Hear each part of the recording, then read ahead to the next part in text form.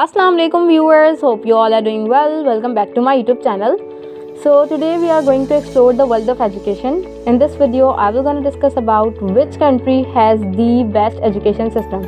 तो एक सवाल जो हम सबके जहनों में आता है कि कौन सा ऐसा स्टैंडर्ड टूल है जिसके ज़रिए हम किसी भी कंट्री के एजुकेशन सिस्टम को जो है वो कंपेयर कर सकते हैं या जज कर सकते हैं. So it's PISA test. PISA stands for programme for international student assessment and the purpose is to compare the different countries' education system.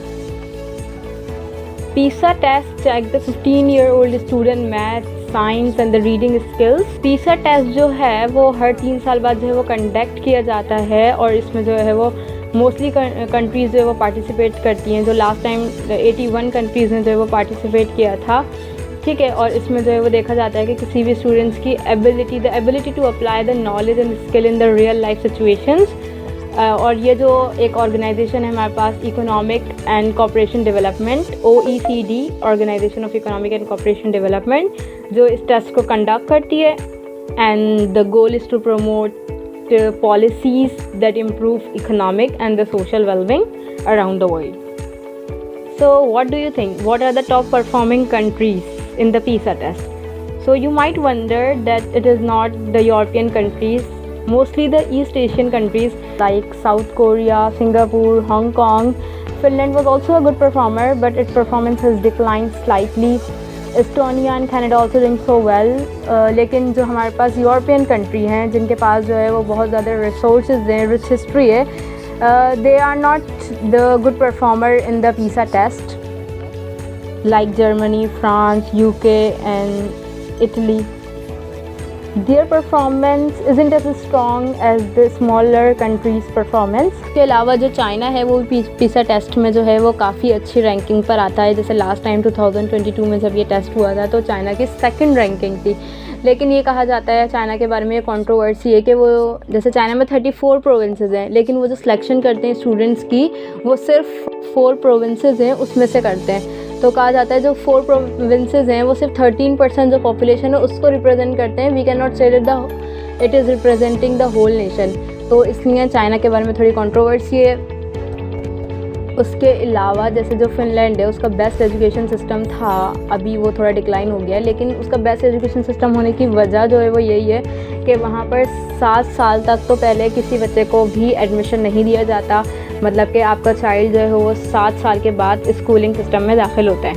7 साल से पहले उसको सिखाया जाता है घर में रहने के तरीके, बाहर आप एक सोशल एनिमल है इंसान, तो उसको किस तरीके से इंटरेक्ट करना है और एनवायरनमेंट को बारे में बताया जाता है. तो उसको इस तरीके से सिखाया जाता है ना. कोई एग्ज़ाम्स भी नहीं होते वहाँ पर.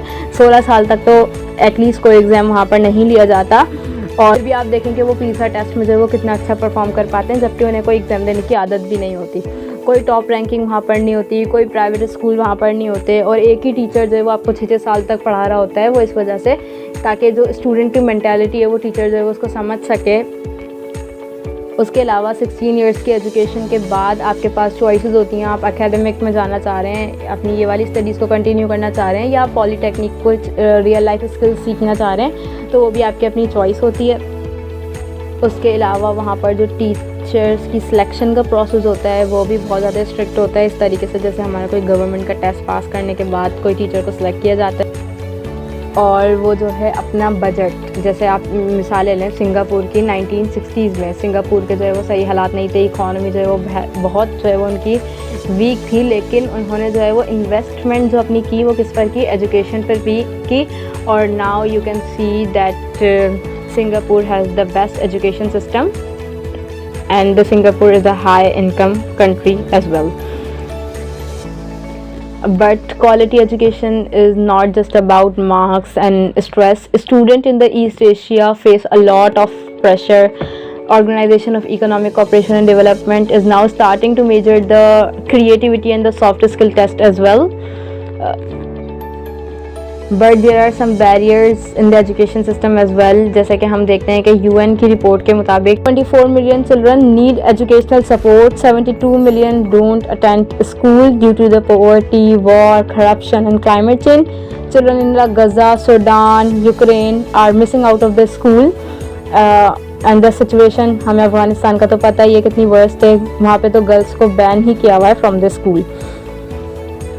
So the good education system is not just about academic achievement but also preparing students for the real life skill by understanding what works and what doesn't. So we all can work towards creating better education system for all. So guys, this is all about today's video. Thanks for watching, and if you have any question or any topic you would like to discuss, please leave a comment below. Don't forget to like and subscribe for more educational content. Allah Hafiz.